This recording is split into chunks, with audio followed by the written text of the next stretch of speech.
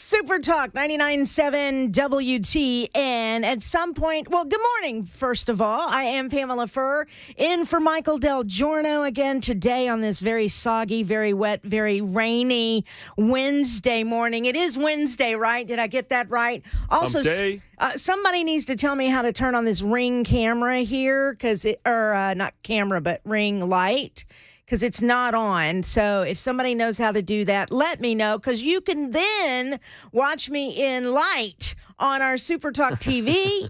We're on Twitter, we're on Twitch, we're on YouTube. But before we get to any of this today, any of this program that I have in store for you today, I would like for you to know that there is an accident on Interstate 40 eastbound. This is actually in Smith County as you're heading into the Lebanon area, right? East would be, yes.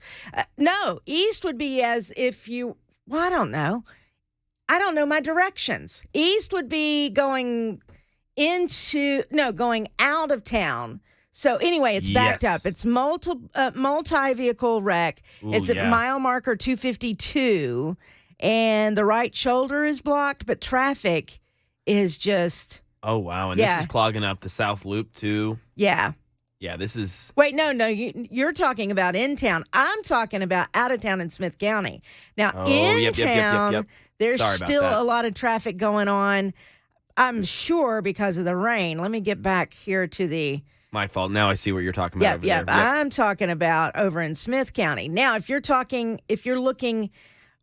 rotting in traffic right now... Oof. Yeah, there's a backup on 40 getting into town, on 24 getting into town right there at the split. I'm looking at 65 trying to get into town. Wow. 440 is kind of backed up a little bit in places, but it's like ruby red around Titan Stadium, around the Gulch. Yeah, it's got to be because of the rain. And here I didn't even take the interstate this morning coming in. I just decided to take some back roads, and even the back roads, Lebanon Pike heading in, it was backed up. Now, it isn't now, but it sure was this morning. So if you're able to get off the interstate and take Lebanon Pike in, that might be your best bet, or take Nolensville in to at least, some part, or Murfreesboro Road, or whatever to get off the interstate. I actually would encourage you to do that. The other thing is this. I was trying to, I've gone through this Tony Robbins seminar, so it's supposed to make me more positive and get a better positive outlook on life. And so I'm trying to think, because I'm cursing, right? I started off with, dadgummit, words I can't say on the radio, all these things, right? So then I thought, no, I need to change my language. Let's just snap out of this. So I thought, no, this is an opportunity to take some deep breaths and be thankful that I have someplace to go. How about that? Does that work? That's great. Maybe? A little bit. It's a start. A little bit. And even if you don't believe it, say it anyway until you start believing it. How's that? Because then you could bring that, I don't want to be all Tony Robbins, but you could bring that positive energy into your car. Now, it used to be, back in the day, when I used to be a writer and all that, that's when my best song ideas would come to me. In my car, rotting in traffic. Oh, wow. Seriously. Or, you could start with your mental checklist of, well, here are the things I need to do today. You know what I mean? Just start. And then you could talk to your phone, because, nobody else is in the car with you, right? So talk to your phone and have it make a list for you of things to do.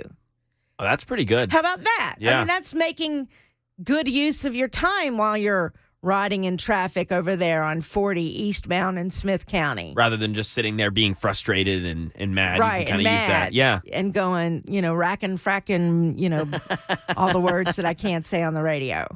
I don't know. Is that a good tool? I think that's a good tool. Or, as you're rotting in traffic and you're looking over to the left or to the right at Titan Stadium, just sitting there on the interstate, and you can go, isn't it great that I live in a city that's going to tear that down and build a new one? Yeah. I don't know. That might make you mad. I don't know. or look to your right and see that guy that it looks a little disheveled and go, at least I'm not him. I'm trying to think of other positive things to say. But yeah, traffic now it looks like the red is starting to fade a tad as you're coming into town. But a good one, Pamela, is I'm in a car. Like that's some people we take for granted. That's a huge thing. I'm in a car right now. At least I'm in a car that has gas in it. Yep. Driving to possibly a job that employs you. Right. I mean, these are Or driving to brunch. Yeah, with your friends or your family. Right. Or, driving to get that divorce I've been wanting for a very long time. Driving to court today where I get to exercise my right to be heard by a jury. All these things. I don't know. But thank God I live in a free country where I can travel to and fro at 10 miles an hour on Interstate 40. Is any of this helping? I hope it's helping you if you are riding in traffic. And at least you have a radio station that you can turn on that will tell you up to the minute info on what's happening so that you know that you're not alone in this world. Any of it? Am I getting through? Bueller, am I getting through to you? Anyway, we'll keep you updated on all of this morning. So stay with us as you're sitting there in traffic. Maybe I can make you smile. Something. I mean, maybe. Well, maybe not. I don't know. But we're here with you. How's that? On Super Talk 99.7 WTN. All right. So we have been watching, of course, whether or not Donald Trump is going to be indicted. And of course, he sent out the call, I guess, over the weekend. Was it the weekend or was it Thursday and Friday? I was lost in Tony Robbins' world. So Saturday. he put it out on his Truth Social that he expects he'll be indicted on Tuesday. And Tuesday has come and gone, and it did not happen. And that was my prediction. I can show you the text messages sending to my friends and colleagues here at WTN. I said, nah, I don't believe it for a second. Not for 1 second. I honestly, and I think I said this yesterday, I honestly believe that Donald Trump had no clue. Maybe somebody was trying to bait him by saying, hey, I'm over here in the prosecutor's office, and they're getting ready to indict you. And he was triggered. Maybe if that happened, bad form Donald Trump because you shouldn't have reacted. And so now, all of media is in a tizzy, which he enjoys seeing, good, bad, or ugly. He likes putting mainstream media in a tizzy, talking about him or something that he's done, all of that. So that's where we are there. Now we're at Wednesday. You've got some media outlets saying today's the day. And then you've got other media outlets saying, you know what, this may not be happening. They may not really truly have enough for any kind of indictment, whether it's a misdemeanor indictment or a felony indictment. So who do you believe? I think the best thing to do is just wait and see what happens. You've got some people that have taken to the streets in New York City in front of Trump Tower and in front of the Manhattan courthouse. But I have to ask you, what the heck for? Nothing's happened. At all. Nothing's happened. All you have is a grand jury and you have testimony taking place, and that's it. And it's my understanding the grand jury's meeting again today, but they're not meeting again until 2 o'clock this afternoon. And I think that's Eastern time. So if that is indeed the case, then What are we reacting to? Nothing's happened yet.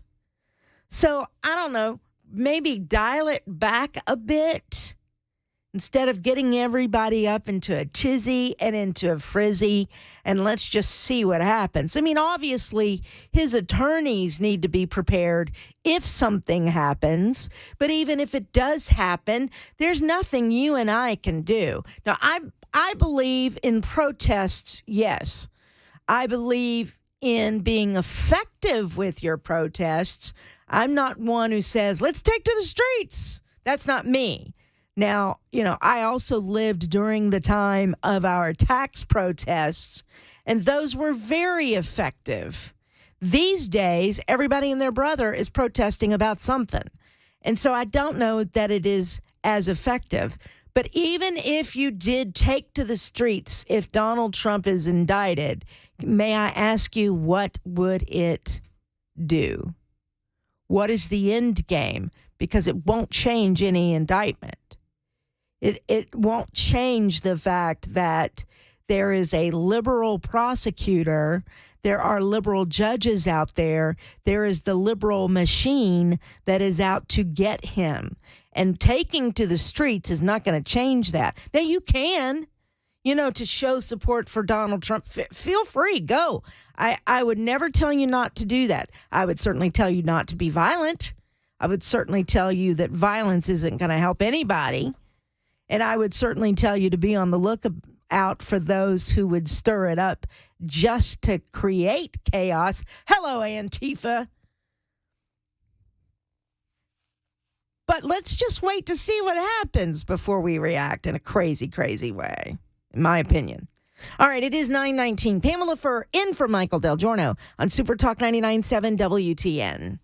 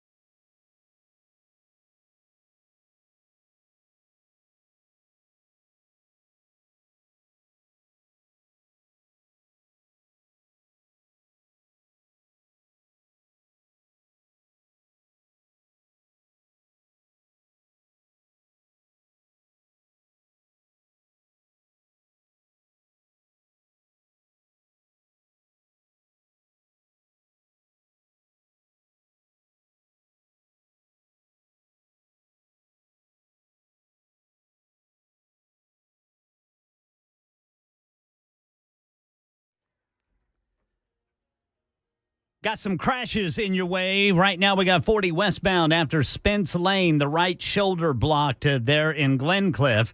And then in Smith County, you've got the right lane blocked, 40 eastbound right before Alexandria. That's a 36-minute delay.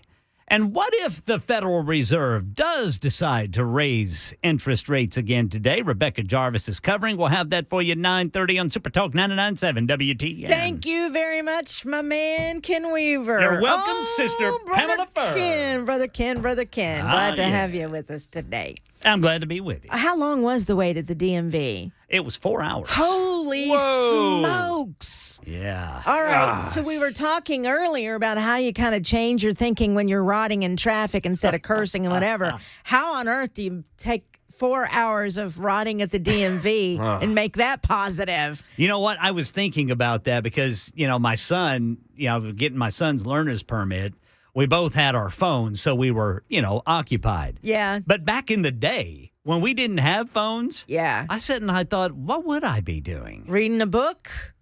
Well, I didn't read many books then. Yeah.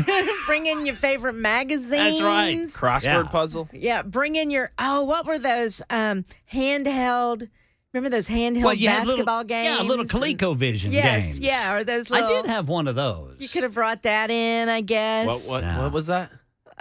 ColecoVision. Never heard of that. That's crazy. You've never seen that, Brother Matt? I'm looking that up. Yeah, look it up. Little handheld football games. Yeah, where you would just buy one. My favorite was the baseball. I was really good at that baseball game. Way to go, Pamela Furr. Yes, I was good at it and a little addicted to it. This looks cool. It's very vintage these days. That's what you would call vintage. Well, yeah, I mean, what else would you do? You could bring in some work, and make your lists if you need to. That's right. Rotting in. Well, I would have brought in my homework. And I would have worked hard on that. Remember, it's so funny. I will tell this story, and then we're going to get back into some content, as they say. I want to talk about Florida Governor Ron DeSantis sitting down with Piers Morgan. Mm-hmm. We're also going to talk to John Harris at 10:05 about these gun laws, about reducing the age to 18 to buy a gun, et cetera, here in the state of Tennessee. So that's coming up at 10:05. But do you remember, Ken Weaver, it's one of my fondest memories, when I had to go to the DMV, and I can't remember why. Oh, yeah. I mean, it was when I needed to renew my license. It's been however many years ago now. I needed to renew the license. And so I sat in traffic at the DMV forever, and there was a long line around the building. And there was this one guy who had a cigarette. Well, he had a lot of cigarettes because we're outside. This is a small DMV, so we're not. Right. There's not a lot of places to sit inside, and it's a long line. So he's in a knee brace, shorts, a dirty T-shirt, and he has a chair with him. And so as the line moves, he picks up the chair, sits it down, goes up a few steps, then sits it back down. Then he sits down. He pulls out the cigarette with a long, what do you call it? Draw. A long draw on that cigarette. And then he'll go, shh, and I can't say the rest of the word on the radio. Just real long as he exhales that cigarette smoke. Yeah. Every time. Not just one time. Every time he'd move that chair was the funniest thing I've ever seen. I kept saying fiddlesticks yesterday. Did you now? Fiddlesticks. Well, we all go through it. I tell you what, here's the thing, Pamela and Mac. Some advice to everybody out there. When you go to the DMV, have all of your documentation ready. So important. I could not count on my hand how many people had to be turned away because they didn't have their birth certificate. They didn't have proof of residency. You've got to have those things. You got to have those things. And not just the birth certificate that you got from the hospital. You have to have that real ID one. Yes. Yeah, that's has like a county seal on it. Yes. Not a hospital seal. Not a hospital seal. Yeah. It's got to be the county seal. Yeah, where you were born. Yes, you do have to have that. And these days, I don't know, I have to go change my driver's license at some point, and I think COVID delayed it all. Yes. But eventually you have to have like the gold star on your driver's license. I don't have that on my, but I do have a passport, but you have to have that gold star if you're going to go anywhere or do anything as far as airline flights and what have you. It's going to be required. So, yeah. All right. Thank you, Ken. Oh my goodness. We've talked long enough that it is time for news. It's 9:30 on Super Talk 99.7 WTN.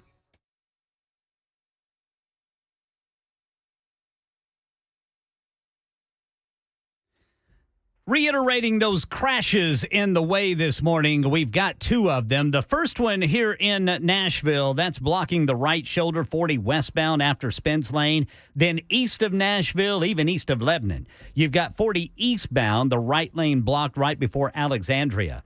Rebecca Jarvis is covering the Federal Reserve's two-day meeting wrapping up today to see if there will be another interest rate hike or will they pause in light of recent bank failures. The question is, does the Fed prioritize the banking system or its fight against inflation, which we know is already costing American families more money? Groceries overall up 10%. Everything at your breakfast table right now is costing more than a year ago. Milk up 8%, cereal up 14%, butter and margarine up a whopping 27%, and eggs up a staggering 55%. That is also because of the bird flu. That's the latest news. Weather is next. I'm Ken Weaver, WTN News.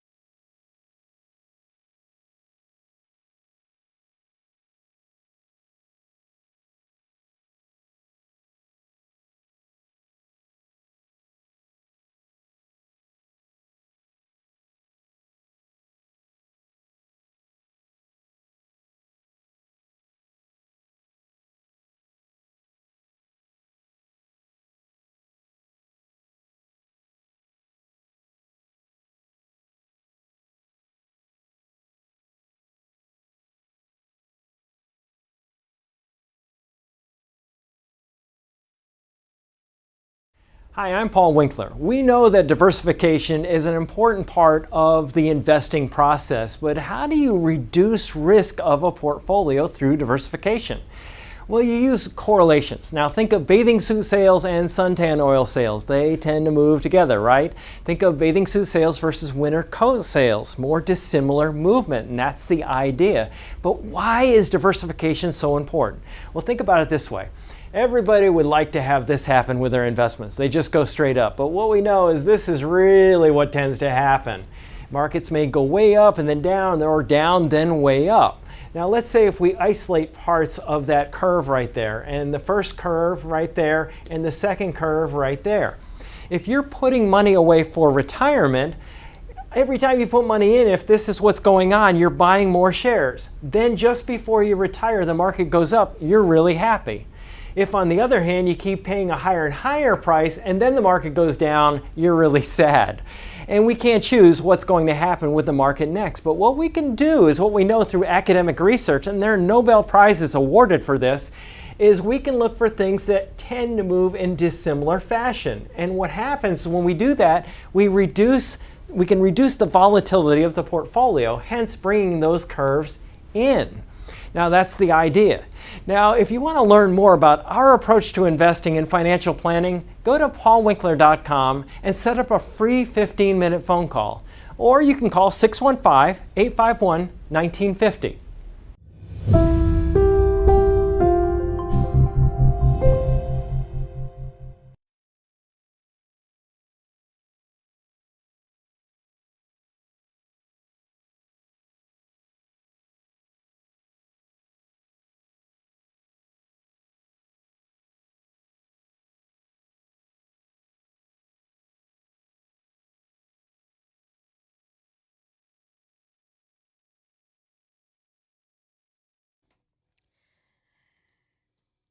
Super Talk 99.7 WTN. It is 9:37. I am Pamela Furr in for Michael DelGiorno. Glad to have you along on this very, very gloomy Wednesday morning. We're still monitoring the multi-vehicle crash that is on I-40 eastbound in Smith County. It's at mile marker 252. So it's going to be, a bit, if you're traveling on the interstate there, you're going to have a problem. If you can find an alternate route, I would do so. It looks like there's still backed up traffic there at the 40 split, 40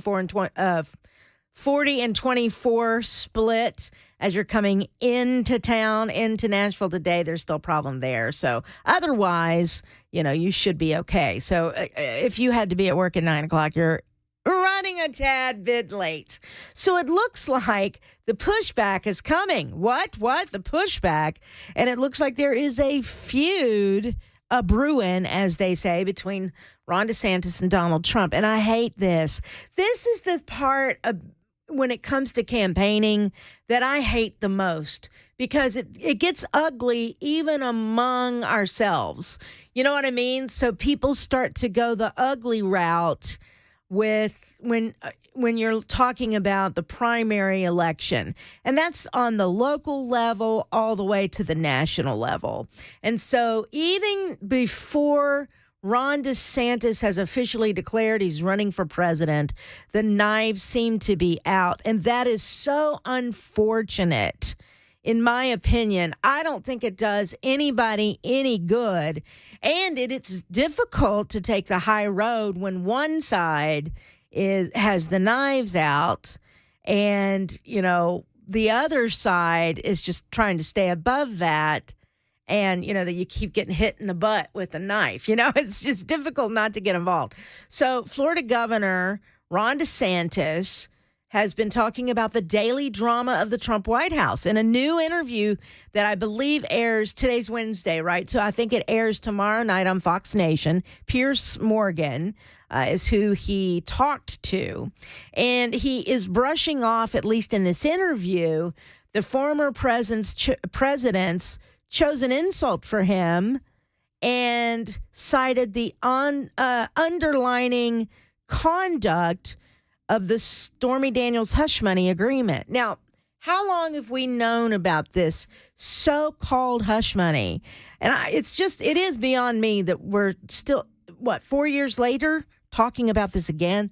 That to me is just interesting, but nonetheless, I mean, it is in the news because there is the possibility, I guess, that a former president could be indicted for all of that. But in a preview of the 2024 Republican primary matchup, DeSantis decided to go ahead and speak at length about what he described as fundamental shortcomings of his potential presidential rival, highlighting his strong reelection win and casting himself as preferring policy victories over chaos. For me personally, I like that stand. And for me personally, as I said yesterday, if Donald Trump is going to be a winner here, he should also take the high road and brag about what he accomplished as president. Ron DeSantis doesn't have that bragging ability. Ron DeSantis can only tell you what he did for Florida. Donald Trump can tell you what he's already done for the country. Stick to that. You don't have to come out with the knives. I mean, even in the polls, Donald Trump is already winning. So it's like a preemptive strike for no reason. I also think just in terms of my approach to leadership, I get personnel in the government who have the agenda of the people and share our agenda. Piers Morgan got that out of Ron DeSantis in this interview. And it happened at the governor's mansion. It's airing tomorrow night. The pushback came on a day when Steve Bannon even lectured DeSantis for a, quote, weasel approach by bringing up the porn star at the center of this looming potential Trump indictment. DeSantis said, you bring your own agenda in, you're gone.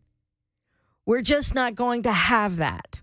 So the way we run the government, I think, is no daily drama, focus on the big picture, and put points on the board. And I think that's something that's very important. I agree with Ron DeSantis here. Donald Trump, are you listening? I hope you're listening.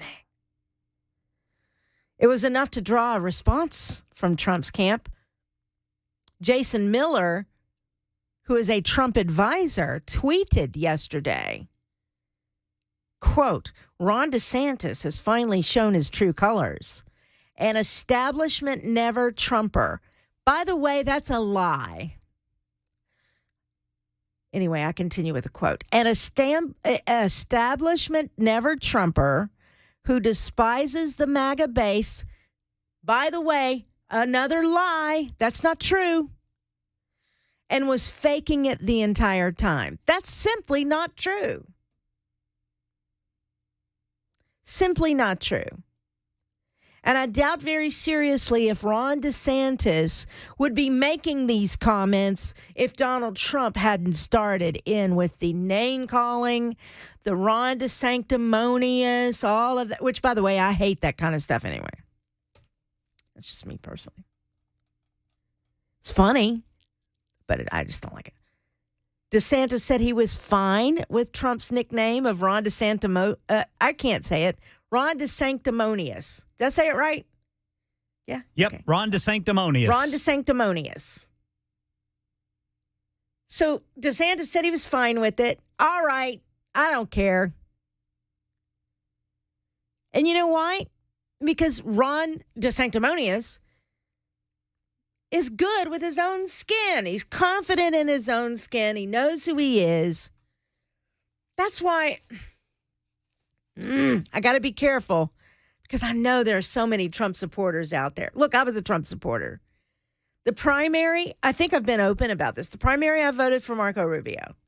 I know a lot of people around here voted for Ted Cruz first before they voted for Donald Trump. And I'm right because we heard from a lot of y'all in the Republican primary before the presidential election in 2016, right? So I was a Marco Rubio girl. And when it came down to it, Donald Trump wins the primary. I was all in for Donald Trump. then the chaos started. And look, he brought on some of the chaos himself. Most of it was from the Donald Trump haters who lost their ever-loving minds when he ended up winning the primary. They were shocked. They were stunned. How can this be? Are you serious? All of the things. Then he wins, and there's still a lot of chaos. And he turns on his own people. I'm reminded, please don't forget, how he turned on Jeff Sessions. Of course, Donald Trump would say Jeff Sessions turned on him. I don't know, but Jeff Sessions was one of the first public servants who got behind Donald Trump as president. You remember from Alabama. I love Jeff Sessions. When I worked in Alabama, he was just a cool guy. Very smart, moral, all of the things that you want in a leader. That was Jeff Sessions. So he created the chaos, and the chaos, came after him. So chaos was chasing him, and he also created it all. So it was the perfect storm, I guess would be a good way to say it. So DeSantis, in this interview that's going to air tomorrow night with Piers Morgan on Fox Nation, brushed off the daily blasts from Trump and Trump's people, which have been increasing in frequency in recent weeks. DeSantis says to me, it's just background noise. It's not important to me to be fighting with people on social media. Boy, we all need to learn that lesson. It's not accomplishing anything for the people I represent, he said. He's right. So we really just focus on knocking out victories day after day. And if I got involved in all the undertow, I would not be able to be an effective governor. He's right. And like I know I said this yesterday, what is Donald Trump's weakness? Vanity. And what does the mainstream media know and all the liberal operatives behind the scenes? What do they know? His weakness is vanity. So that's where you get him. And he falls for it every single time. Every time. And it can be good or bad if that is something that's important to you. But in Donald Trump's case, that's his weakness, not his strength. And they exploit it, and they get him every time. And he's falling for it again. I would have hoped he had learned his lesson. And it doesn't look like that he has. Ron DeSantis stood by his repeated statements that he doesn't know about paying off a porn star, something he said twice, criticizing the investigation of Trump that could lead to an indictment. He did not repeat that phrase in the interview, though. He said, well, there's a lot of speculation about what the underlying conduct is, that it is purported to be. And the reality is that's just outside of my wheelhouse. I mean, that's just not something I can speak to.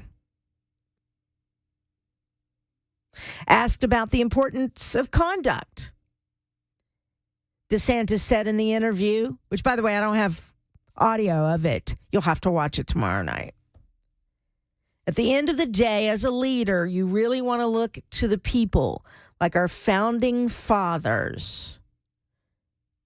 Bringing up George Washington, resigning his military commission in 1783 after the end of the war, in a contrast with Trump's refusal to concede in 2020. He said, it's not saying that you don't ever make a mistake in your personal life, but I think, what type of character are you bringing? That's what he asks himself.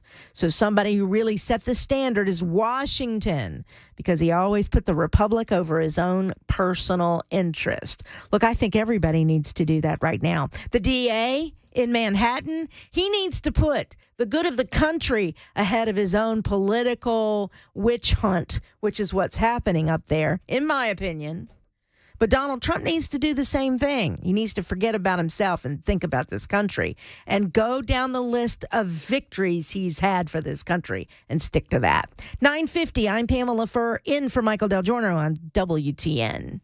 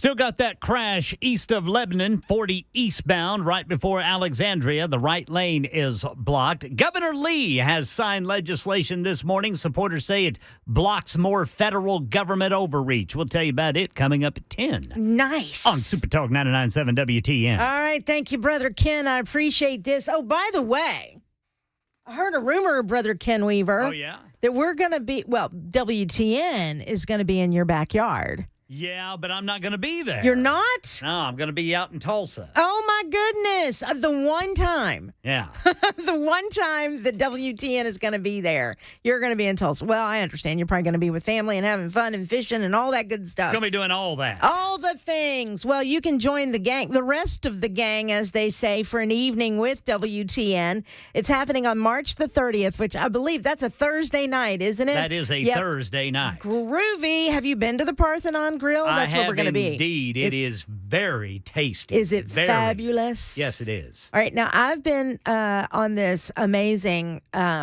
new way of eating that I'll tell people about at another time. But is there at least some lettuce there? Oh, absolutely. Can I put chicken and lettuce together? And absolutely. Excellent. Well, in that case, I guess I'll be there too. Yes, sir. Or yes, ma'am. I'm a girl. One of those. Yeah. March 30th at Parthenon Grill in Murfreesboro. You'll enjoy a delicious dinner as we broadcast live. I guess we're starting at 6 o'clock with the entire gang. Tickets include an entree. Oh, good. Of grilled chicken or sirloin with bread. Ooh. Temptation. Garden salad, baked potato. Plus, each entree comes with a drink ticket valid for one glass of beer or wine. Lord have mercy. Well, you can find more information at 997WTN.com. That's 997WTN.com for the Parthenon Grill, Murfreesboro with the gang. March the 30th. Hope to see you there. I'll be there too. All right, more to come with John Harris with the Tennessee Firearms Association at 10:05 after the news. Stick around. Pamela Furr in for Michael DelGiorno on Super Talk 99.7 WTN.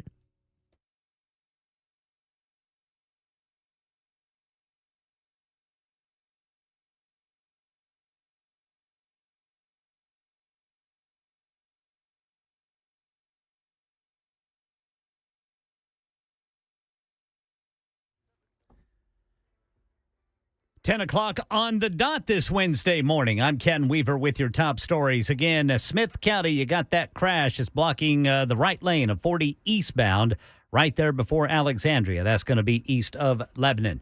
Right now in Tennessee, Governor Lee has signed legislation supporters say blocks more federal overreach. It says local governments cannot ban gas stoves, even though no current city in Tennessee is currently pursuing such actions. But earlier this year, the Biden administration was considering a nationwide ban after a Consumer Product Safety Commission official said, quote, any option is on the table when it came to regulating gas stoves over possible health concerns. Former President Trump still a free man, even though he has indicated he will be arrested over the Stormy Daniels hush money investigation by the Manhattan DA. The 23-member grand jury's deliberations may wrap up today.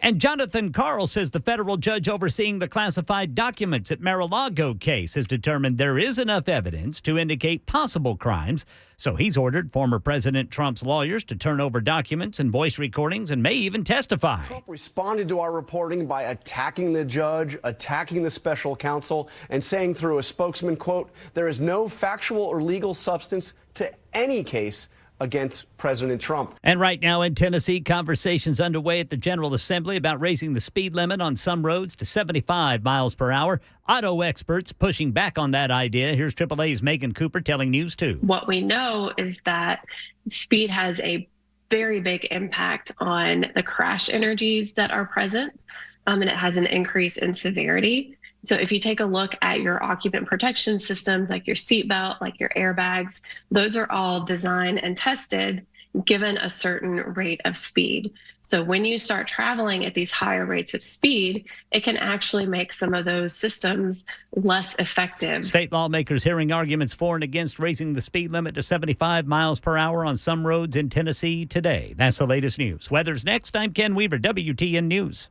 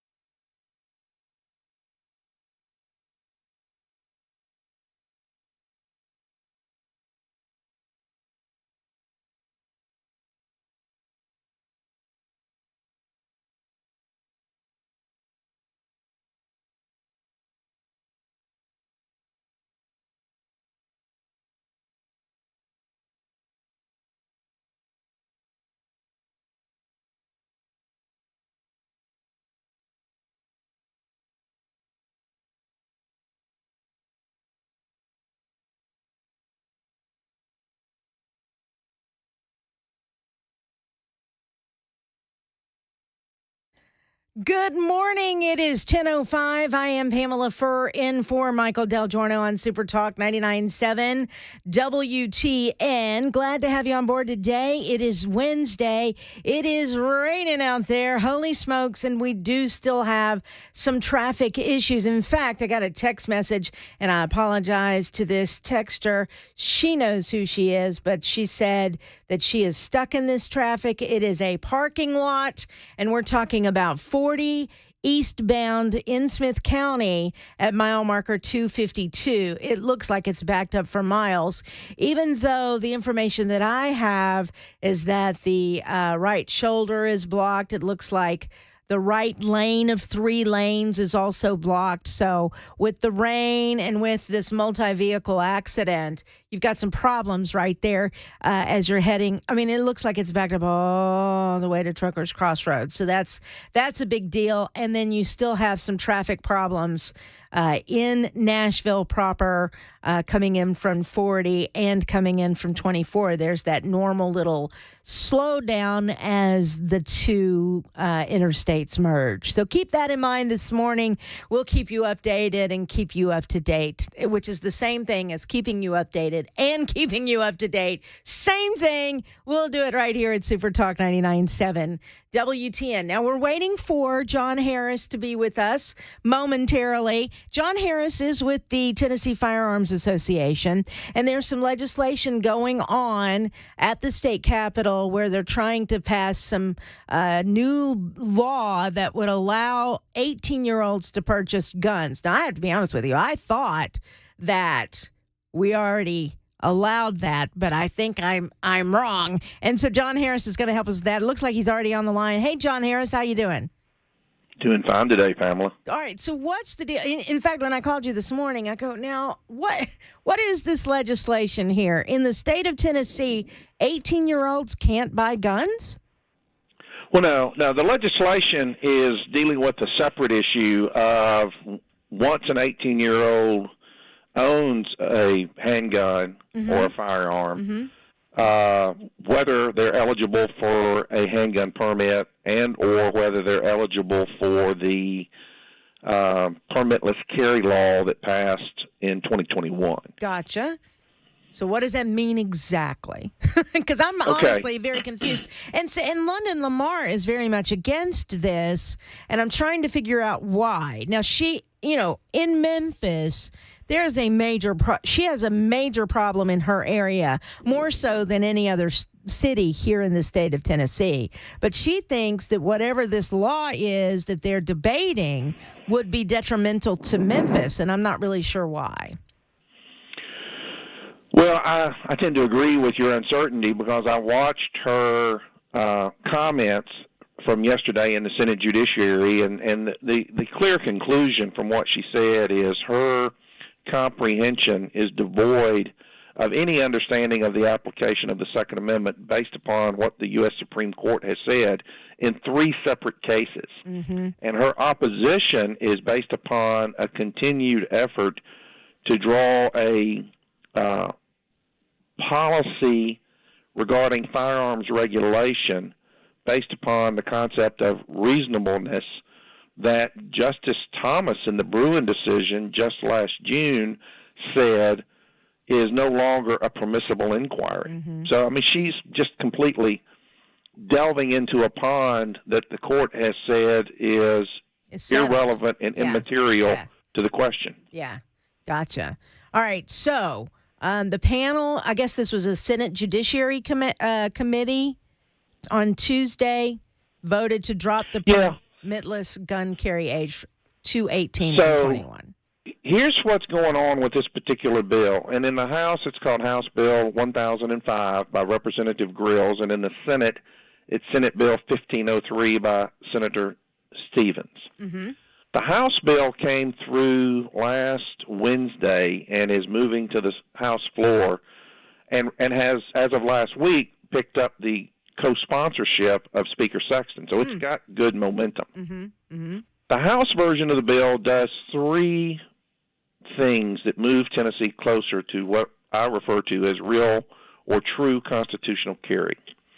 First, it eliminates a provision of state law that we've had since about 1801 that makes it a crime to carry a firearm anywhere in the state at any time, and then create, and for example, even including your own home. And then the statutory structure creates a number of affirmative defenses that you as an individual could show to an officer, a district attorney, or a jury, such as, hey, I've got a handgun permit.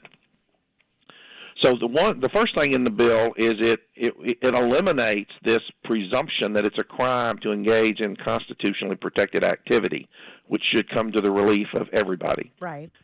Second, it transitions or proposes a transition from a handgun carry or a handgun permitless carry to a firearms permit or a firearms permitless carry. Now, we have had that to some extent since July of 2014 with the vehicle transport law, which lets you transport loaded or unloaded any firearm as long as you legally possess it.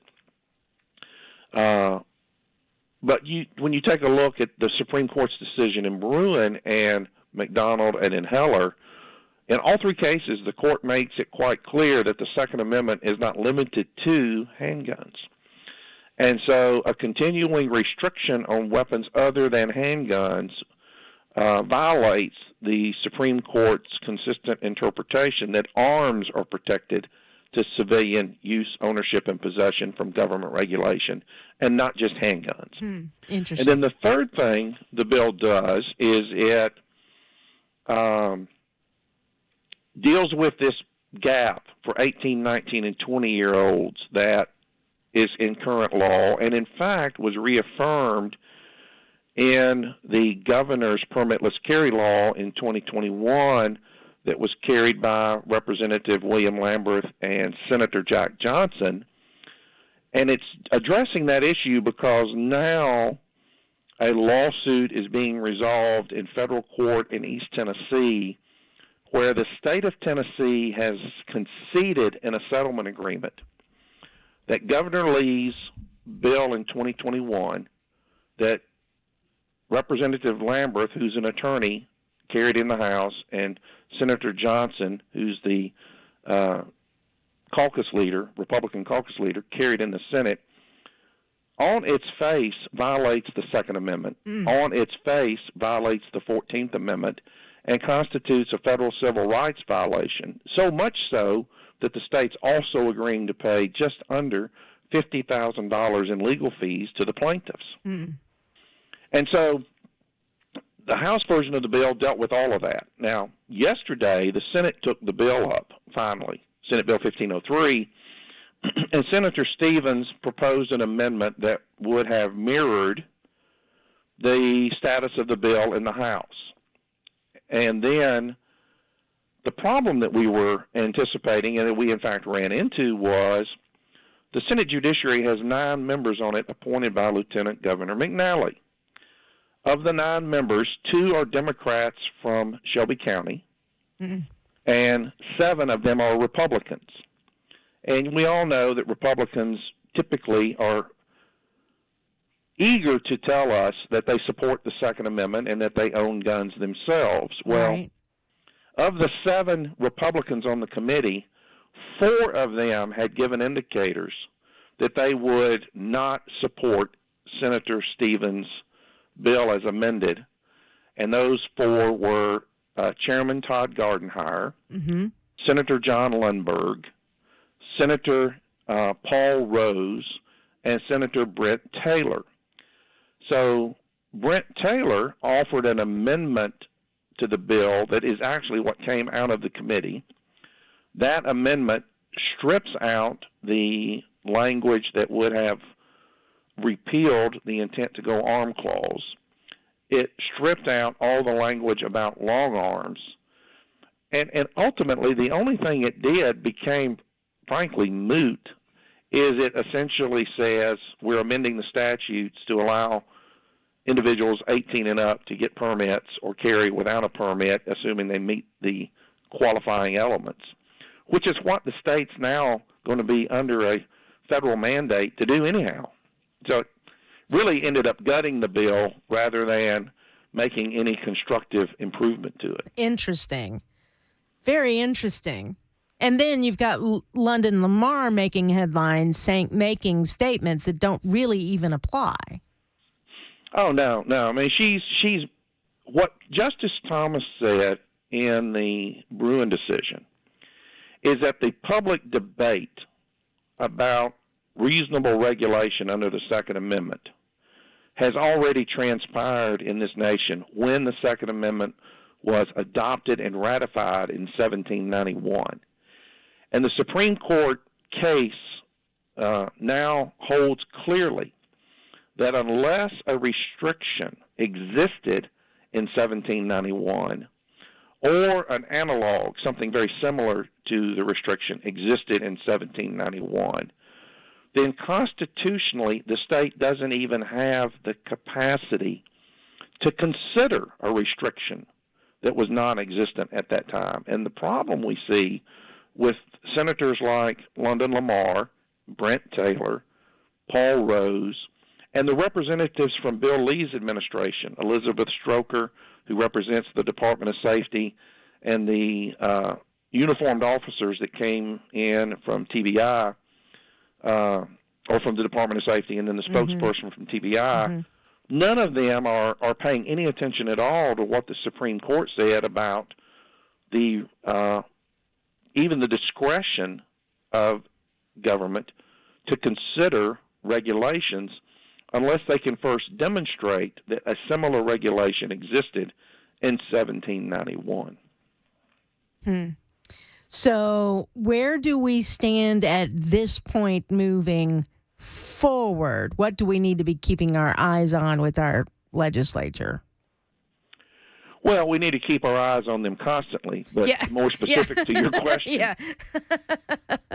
Yes. The bill, I think, is in pretty good format coming through the House, with one sort of technical exception where they've added an amendment to it, a provision to it, that conflicts with 3 existing statutes. I think that's got to be cleaned up and addressed. But otherwise, it hits the 3 major points we started off discussing. Gotcha. The Senate version is an abrogation of constitutional stewardship. They should be ashamed of what they brought out of Senate Judiciary yesterday. Gotcha.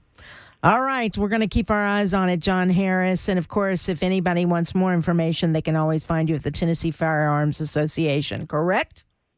That's right. TennesseeFirearms.com on the Internet, and Tennessee Firearms is also a Facebook group where they can join in and ask questions and get direct answers. Excellent. And I know you send out newsletters, too, from time to time, keeping people in touch with what kind of legislation is being discussed, because I get those.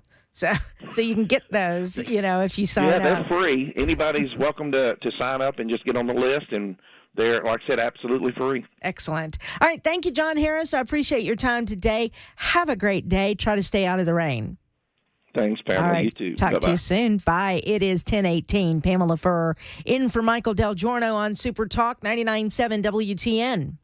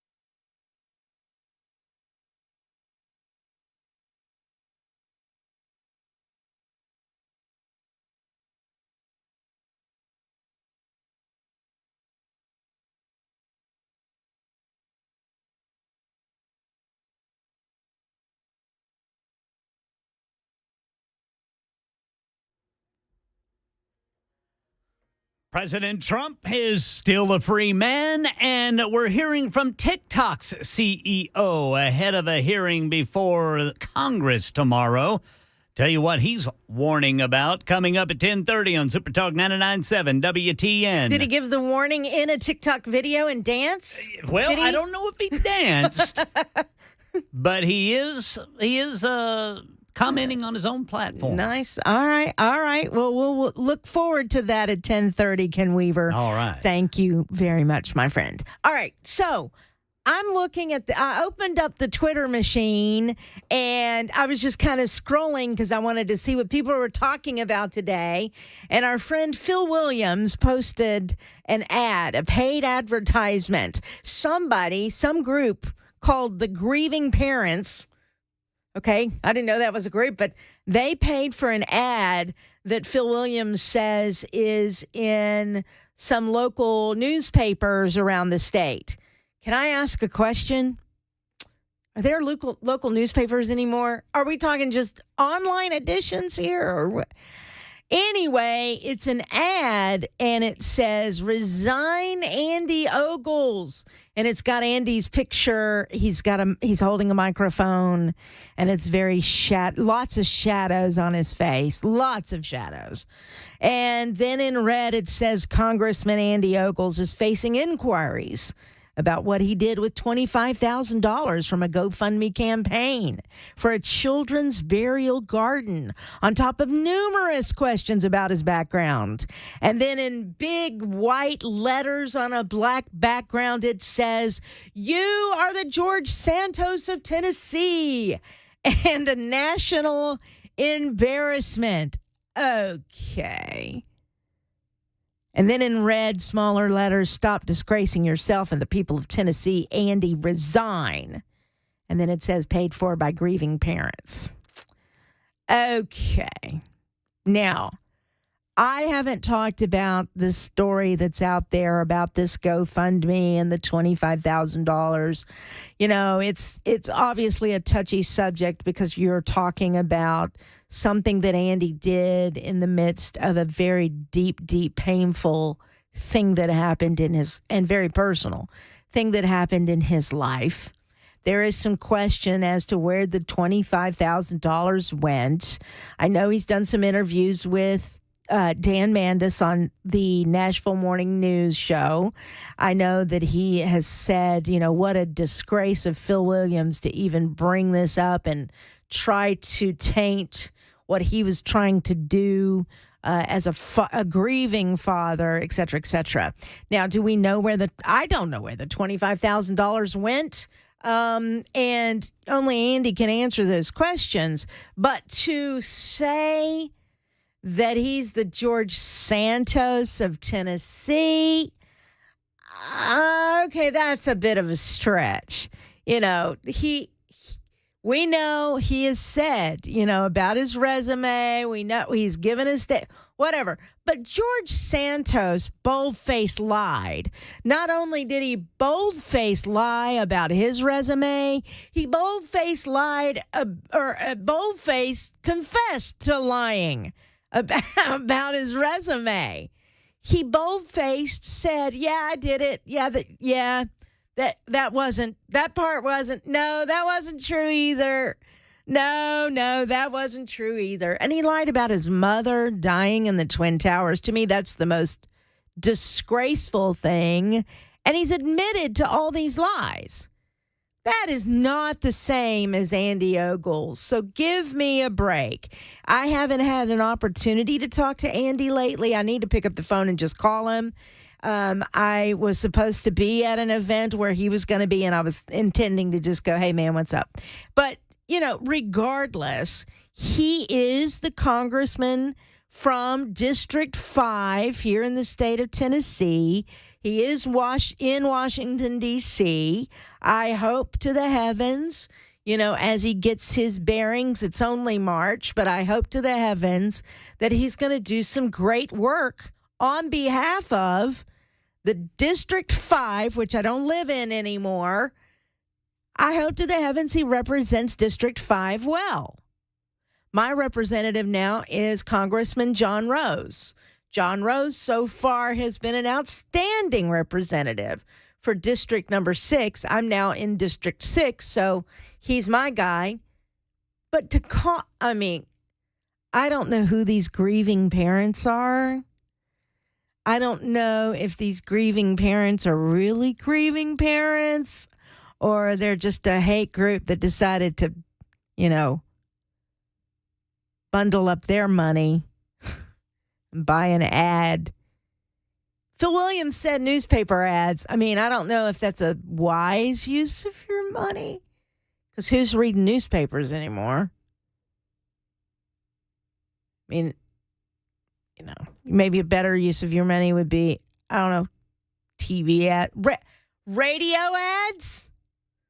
Hey, grieving parents. Did you think about radio? If you really want to get your message across, if you really want to change the minds of voters in District 5, your best bet would be bring your message to the people of District 5. And how can you do that? On the radio?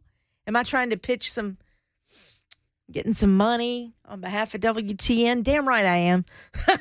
This is the place to be if you want to get your message across. And the truth of the matter is, I think this message is falling on deaf ears. These are just the liberal haters that are paying for this kind of thing. And it's not going to change anything. He's not going to resign, and no one's calling for his resignation. And let's just say if we're only talking $25,000, the truth of the matter, probably at this point, he could just say, all right, those who donated, do you want your money back? And he just give it back. Or give it to a charity that does do something for grieving parents or what, and maybe he already has. This is going to fall on deaf ears. Deaf ears. Nothing's going to happen. So you're wasting your time, you're wasting your energy. But thank you for the laugh this morning. Thank you, grieving parents. It is 10:30. I'm Pamela Furr, in for Michael DelGiorno on Super Talk 99.7 WTN.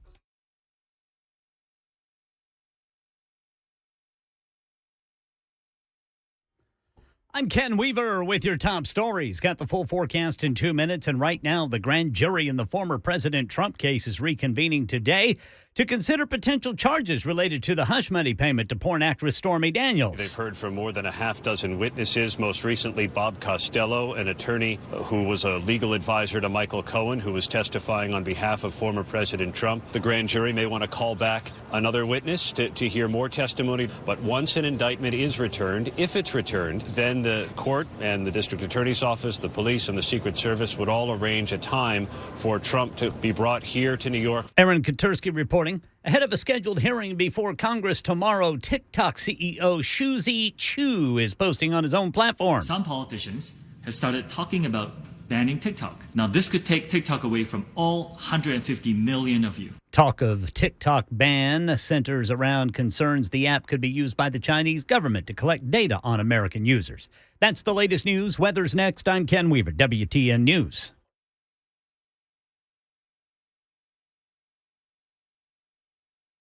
Hi, I'm Paul Winkler. We know that diversification is an important part of the investing process, but how do you reduce risk of a portfolio through diversification? Well, you use correlations. Now think of bathing suit sales and suntan oil sales. They tend to move together, right? Think of bathing suit sales versus winter coat sales. More dissimilar movement, and that's the idea. But why is diversification so important? Well, think about it this way. Everybody would like to have this happen with their investments. They just go straight up. But what we know is this is really what tends to happen. Markets may go way up and then down, or down, then way up. Now let's say if we isolate parts of that curve right there, and the first curve right there, and the second curve right there. If you're putting money away for retirement, every time you put money in, if this is what's going on, you're buying more shares. Then just before you retire, the market goes up, you're really happy. If, on the other hand, you keep paying a higher and higher price and then the market goes down, you're really sad. And we can't choose what's going to happen with the market next. But what we can do is what we know through academic research, and there are Nobel Prizes awarded for this, is we can look for things that tend to move in dissimilar fashion. And what happens when we do that, we can reduce the volatility of the portfolio, hence bringing those curves in. Now, that's the idea. Now, if you want to learn more about our approach to investing in financial planning, go to paulwinkler.com and set up a free 15-minute phone call. Or you can call 615-851-1950.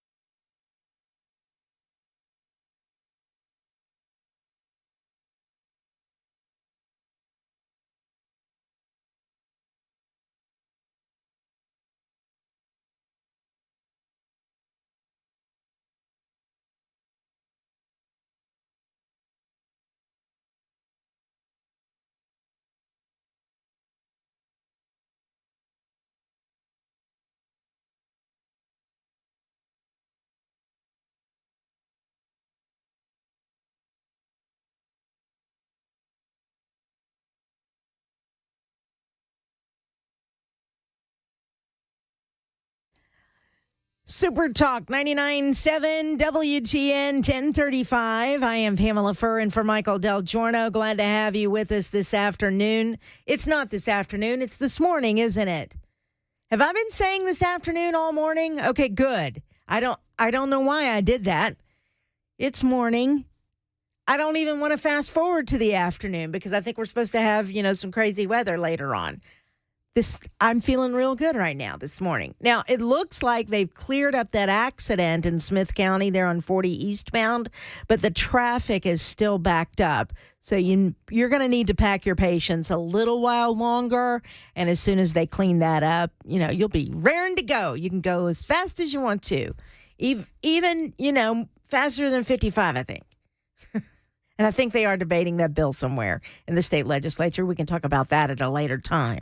Right now, I want to talk about Biden's approval ratings. Did you know that they're kind of stale, kind of just sitting there doing nothing?